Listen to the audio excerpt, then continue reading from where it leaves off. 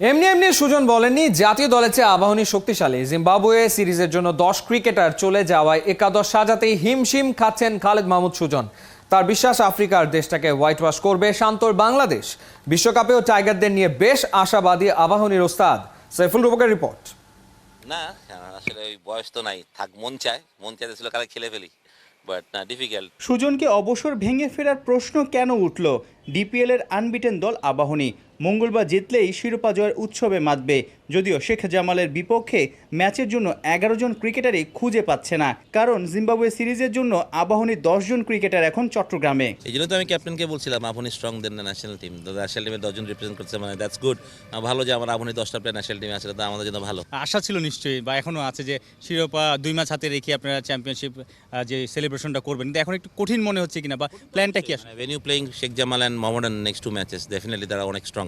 কাগজে কলমে এখন আমাদের থেকে অনেক শক্তিশালী হবে স্বাভাবিক। But the game of cricket, আমি ওয়ারিড না।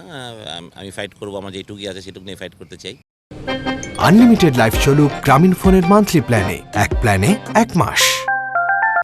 বাট হ্যাঁ, মানে আচ্ছা, পুরো আবনি থাকলে আমি যতটা কনফিডেন্টলি কথা বলতে পারতাম সেটা আমি বলতে পারবো না, এটা খুবই স্বাভাবিক।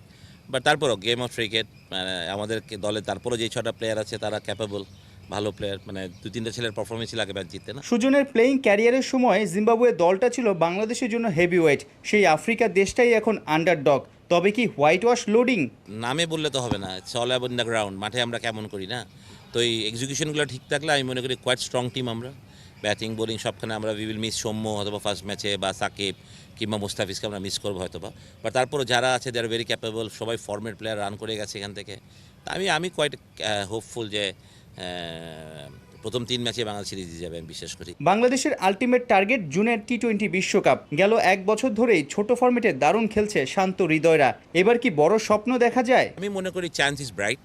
আমাদের এই গ্রুপ থেকে আমাদের কোয়ালিফাই করার চান্স খুবই বেশি। আমি মনে করি 85-90% আমাদের চান্স আছে। যদি আমরা দেখি যে শান্তর ব্যাটিং, যদি আমরা দেখি তাহিদ হৃদয়ের ব্যাটিং, জাকের আলী অনেকের ব্যাটিং, সবাই কিন্তু 100-র উপরে 120, 30, 40, 50 স্ট্রাইক রেট মেনটেন করেছে। অর্থাৎ ডিপিএলেও তাদের সেই টি-20 মেজাজে খেলেছে, বা ফিনিশিংয়ে বা শেষের দিকে স্লগে সেই পিন হিটিংটা সেটা করতে পেরেছে। এটা আসলে টি-20 বিশ্বকাপে কতটুকু কাজে লাগবে?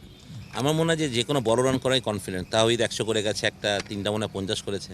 শান্ত ব্যাক টু ব্যাক 100 করলো, 2টা ব্যাক 100 করে গেছে। তাহলে তো বাড়তি একটা অবশ্যই মানে কনফিডেন্ট কাজ করবে। আপনি যখন রানে থাকবেন না, যখন বড় রান করবেন, এটা তাদের কনফিডেন্ট দিবে। আমি মনে করি যে যারাই আবুনি থেকে গেছে, আমি এটুকু বলতে পারি they will be very confident. ডিপিএলে নারী আম্পায়ার ইস্যুতে বেশ আলোচনা হচ্ছে। আবাহনীর কোচ সুজন চান বড় ম্যাচে অভিজ্ঞ আম্পায়ার। বড় খেলায় আমি সবসময় মনে করি যে আপনাকে এমন একজন আম্পায়ার দেওয়া উচিত যার এক্সপিরিয়েন্স, যে মাঠের প্রেশারটা কিন্তু অনেক বড় প্রেশার। যদিও আজকালকার ক্রিকেটে সেই বিগত আবুনি মরণের প্রেশার নাই, বাট তারপরেও আপনি তো এটা বড় দল খেলছে, ন্যাশনাল প্লেয়াররা খেলছে, তা আপনাকে এখানে এমন একজন আম্পায়ার থেকে যার প্রতি প্লেয়ারদের রেসপেক্টটা থাকে না। আমি ধরেন যে যিনি করেছেন আম্পায়ারিং, মানে আমি ছোটো she might be very good umpire, এবং সে হয়তো বাংলাদেশের ডেফিনেটলি ফিউচারে সে অনেক ভালো করবে, এবং তার ফর্মার ন্যাশনাল প্লেয়ার, সব মিলে তার একটা ব্যাকগ্রাউন্ড আছে ক্রিকেটে ডেফিনেটলি। বাট আম্পায়ারিং হিসেবে তার এক্সপিরিয়েন্সটা আমার মনে হয় না যে প্রিমিয়ার লিগের এত বড় ম্যাচে করার, মানে যদি আমি আমার ওপিনিয়ন দিই। সাইফুল রূপক, 71, ঢাকা।